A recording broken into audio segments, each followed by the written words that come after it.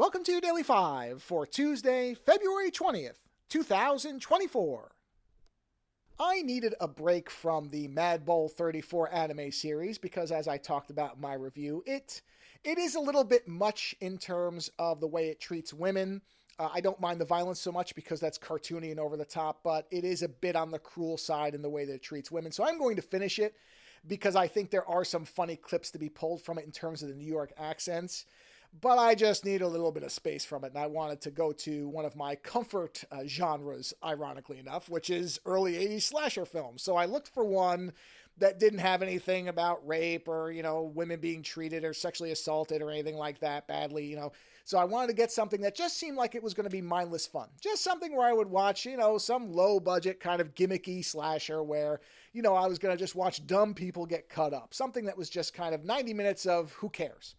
And so I found one from 1983 called Mountaintop Motel Massacre, free to watch on Tubi, and I thought, perfect. Okay, this thing is, going to be an hour and a half of just check your brain and see if the gore is any good type of stuff. And the basic premise of it is it's about a woman who runs a motel, and she has some kind of mental problem. They never really define it all that well, but when guests start staying at her cabin, she begins to lose her mind, and she starts killing them utilizing a tunnel system, this is the movie's gimmick, underneath all the cabins that allows her to kind of pop up in the cabin and leave without being seen. And I thought from reading, I'm like, oh, that's an interesting idea. Let's see if they do anything with it. I knew it was low budget. I never heard of anybody in it. And so I figured, okay, it's probably not all that good, but maybe there'll be something interesting in the way they utilize this concept.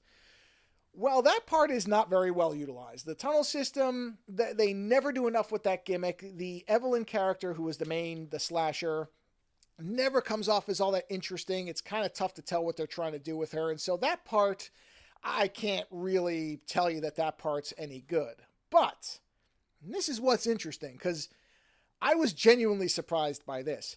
The characters outside of Evelyn herself, all the guests at the motel, the people who are the potential victims, they're actually fairly well written. I mean, don't get me wrong, it's still a low-budget slasher film, gimmick slasher film, but for that, these characters feel like they're far better written than they should be. Not only do they come off as mostly likable, where you actually understand them and want them to survive, which is not always common in an early 80s slasher film, where many of them were essentially doing the dumb people doing dumb things to get killed routine out of something like Friday the 13th, what became the staple of Friday the 13th. But not only are they well written for what this movie is, but they act very intelligently most of the time. They don't do dumb things. They're very diligent about once they know they're under threat. They're checking to see what's going on. They're exhibiting awareness.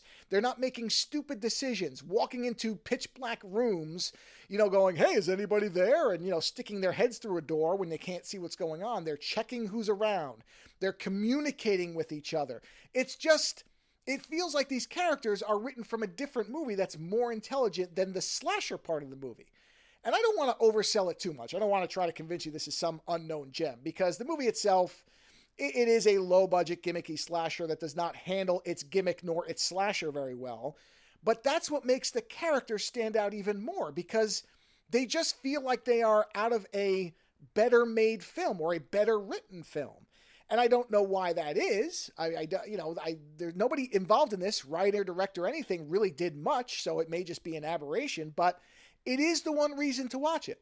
I'm not going to try to convince you it's a good slasher film. It's not. It's, at times, doesn't make much sense. There's kind of a dull middle part, but I think the characters elevate it just enough that if you're interested in this genre already and you can tolerate a movie that doesn't handle the slasher element all that well, and you're willing to, it's only 90 minutes. If you can sit through the slower parts, the characters do come off fairly well, to the point where I would say you should watch it. I wouldn't say run out and buy it or anything like that, but to be able to watch it for free with ads on Tubi, yeah, I would actually say watch it once and see what you think, because I was really surprised at how well the characters came off. And to the point where I've pulled clips of them, because there is actually good discussion between them, good dialogue scenes, which 83 slasher, I would not expect good dialogue scenes. So without overselling it, I would say if you're into this type of stuff, you might want to check this one out. Again, it's called Mountaintop Motel Massacre from 1983. And while it may not be a classic or anything, you might have a good time with it, because I did, and I wasn't expecting to. Later.